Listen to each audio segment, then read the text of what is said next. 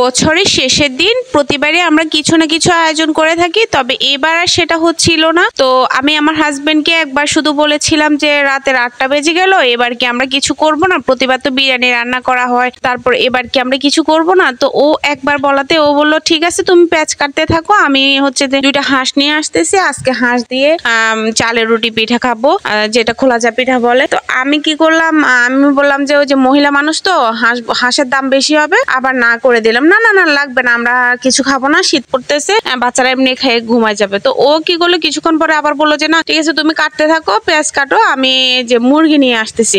ও কেটে কুটে 2-2.5 কেজির একটা মুরগিকে সুন্দর করে কড়াই রান্না করবো, ওই সাইজে ছোট করে কেটে ও মুরগি নিয়ে আসলো। আর এদিক থেকে আমি তাড়াহুড়ো করে পেঁয়াজ কেটে মাংসগুলাকে ধুয়ে নিচ্ছিলাম আর কি। তো আজকে ও আর বললো যে ও নিজে রান্না করবে, আমাকে কোনো রান্না করতে দিবে না, ও আজকে কড়াই স্টাইলে রান্না করবে। তো প্রথমে বলছিল যে বাইরে খাবা নাকি, আমি বললাম যে না, বাইরে শীতের মধ্যে যাইতে ইচ্ছে করছে না। তো 30% বলতে তেমন কিছুই না, আসলে যখন চিন্তা করি যে একটা বছর আমাদের মাঝখান থেকে হারাই যাচ্ছে, তখন সত্যি অনেক বেশি খারাপ লাগে। এটা নিয়ে এমন আনন্দ উল্লাস করার মতো কিছুই নাই, তারপরও বাচ্চারা খুব বায়না করে, এই জন্য আমি বিরিয়ানি রান্না করে দিই যে ওরা খেয়ে দিয়ে তারপরে একটু আনন্দ করবে, এটাই। ওরা তো আর এত কিছু বুঝে না, তো এই আর কি। তো আজকে আমার সাহেবের রান্না করতেছে, সাহেবের রান্না করলে যেটা হয় ও খুব আওলা ঝাওলা করে ফেলে, সবাইকে কাজে লাগাই ফেলে, এটা করতে বলে ওইটা করতে বলে, আর খুব নাড়াচাড়াতে থাকে, যেটা আমার খুবই বিরক্ত লাগে। 100 বার নাড়বে আর একটু পরপরই লবণ টেস্ট করবে, ঝাল হয়েছে নাকি স্বাদ হয়েছে নাকি সবাইকে দেখাইতে থাকবে।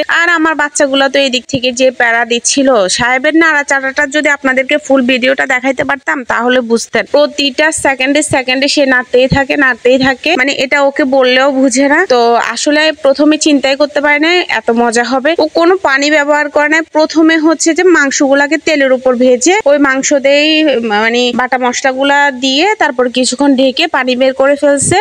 এরপরে হচ্ছে যে সব মশলা হলুদ মরিচ একদম লাস্টে দিয়েছে। তো আমারে বললো যে পরোটা বানাইতে থাকো, একদিন আমি ওকে সুন্দর করে পরোটা বানাই দিয়েছিলাম, ওই যে গোল গোল করে, মানে চারকোনা পরোটা না, গোল পরোটা। তো আজকে ওরকম করে বানাই দিতে বলছে, তো আমি পরোটা বানাচ্ছিলাম। আর এদিক থেকে ওর মাংসটা প্রায় হয়ে এসেছে, ও কিছুক্ষণ পরপরই দেখতেছে, ওই যে আপনাদেরকে যেটা বললাম আর কি। আর আমার বাচ্চারা তো মানে অনেক রাত হয়ে গেছে, 10:30 11টা বেজে গেছে, ওরা খাওয়ার জন্য পাগল হয়ে গেছে, ওরা আমার সামনে দিয়ে বসে বসে খেয়ে ফেলতেছে, বলতেছে আমাদেরকে দিয়ে দাও, যা খাইতে পারে আর কি। তো ও মানে ওদের আনন্দই আনন্দ। তো ফাইনালি হচ্ছে যে সবকিছু রেডি, এখন হচ্ছে যে পরিবেশনের পালা। বিশ্বাস করেন গাইজ, এতটা মজা হয়েছে আর সবকিছু ওভারঅলে এতটা ভালো লেগেছে, খুব আনন্দ করেছি, খুব মজা করেছি। তো এই যে দেখেন 2 কেজি 2.5 কেজি মুরগি আর কতটুকু হয়ে গেল, তো আমাকে দিচ্ছে আর বলতেছে যে দেখো মানে তোমার মন মতো হয়েছে নাকি। রান্নার সময় নাকি আমি একটু বেশি খুঁতখুত করি, যে আমার মন মতো হয় না, এই জন্য খুব টেনশনে থাকে ও রান্না করলে। আর সালাতে প্রথমে শসা আনতে ভুলে গেছিল, তো